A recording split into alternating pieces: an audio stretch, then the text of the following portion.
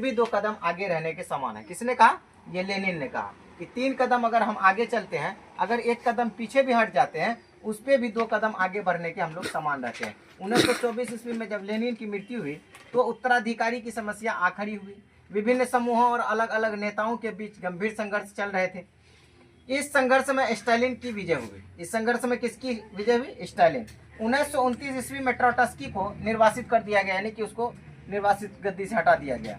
1930 ईस्वी के दशक में लगभग वे सभी नेता खत्म कर दिए गए जिन्होंने क्रांति में और उसके बाद में महत्वपूर्ण भूमिका निभाई थी। 1930 के दशक यानी 1930 से 40 के बीच में जितने भी क्रांतिकारी नेता थे सबको खत्म कर दिया। कौन किया बाबू? स्टालिन।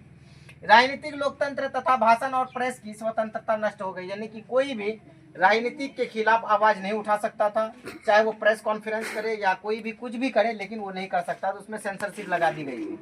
पार्टी के अंदर भी मतभेद को बर्दाश्त नहीं किया जा सकता था। पार्टी के अंदर में भी जो मतभेद होता था उसको भी बर्दाश्त नहीं किया जा सकता था। स्टालिन कम्युनिस्ट पार्टी का महासचिव था, और ये कम्युनिस्ट पार्टी का महासचिव कौन था? स्टालिन। 1953 ईस्वी में अपनी मृत्यु तक तानाशाही व्यवहार करता रहा, यानी कि 1953 में किसकी मृत्यु हुई बाबू? स्टालिन की। तब तक जो है कि वो तानाशाही करता रहा। इस घटनाओं का सोवियत संघ में समाजवाद के निर्माण पर प्रतिकूल प्रभाव पड़ा। इसमें ऐसी विशेषताएं उभरी जो मार्क्सवादी और क्रांतिकारी के मानवतावादी आदर्शों के विपरीत थे। स्वतंत्रता के सीमित होने के कारण कला और साहित्य के विकास पर प्रतिकूल प्रभाव पड़ा। दूसरी ओर स्टालिन के अथक प्रयास रूस विश्व के मानचित्र एक शक्तिशाली देश के रूप में सामने आया, यानी कि रूस जो है कि एक शक्तिशाली देश के रूप में उभर कर सामने आया। और इसमें 3 पंचवर्षीय योजना के फलस्वरूप रूस की औद्योगिक उन्नति शिखर पर पहुंच गई। कृषि का आधुनिकीकरण हुआ, विज्ञान की उन्नति हुई। द्वितीय विश्व युद्ध समाप्त होने से पहले रूस एक शक्तिशाली माना जाने लगा।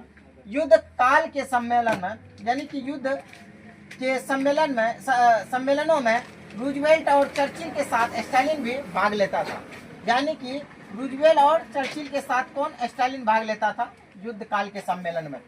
इस प्रकार 3 दशकों में ही तिरस्कृत, आक्रांत और कमजोर रूस विश्व की महाशक्तिशाली बन गया। रूस क्रांति का प्रभाव, यानी रूसी क्रांति का प्रभाव। मिखाइल गोर्बाचोव 1985 ईस्वी में राष्ट्रपति बने। कौन? मिखाइल गोर्बाचोव 1985 में क्या बने? राष्ट्रपति बने। इन्होंने पेरेस्त्रेइक यानी पुनर्गठन तथा ग्लास्तोनोस्त यानी कि खुलेपन की अवधारणा पेश किया, यानी कि ये फारसी वर्ड है ग्लास्तोनोस्त।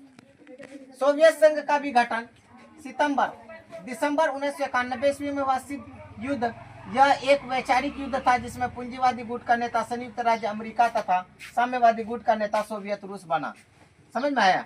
और यूटोपियन समाजवादी का नेता ये 3 था, लुई वला, सेंट साइमन, चार्ल्स फूरिये।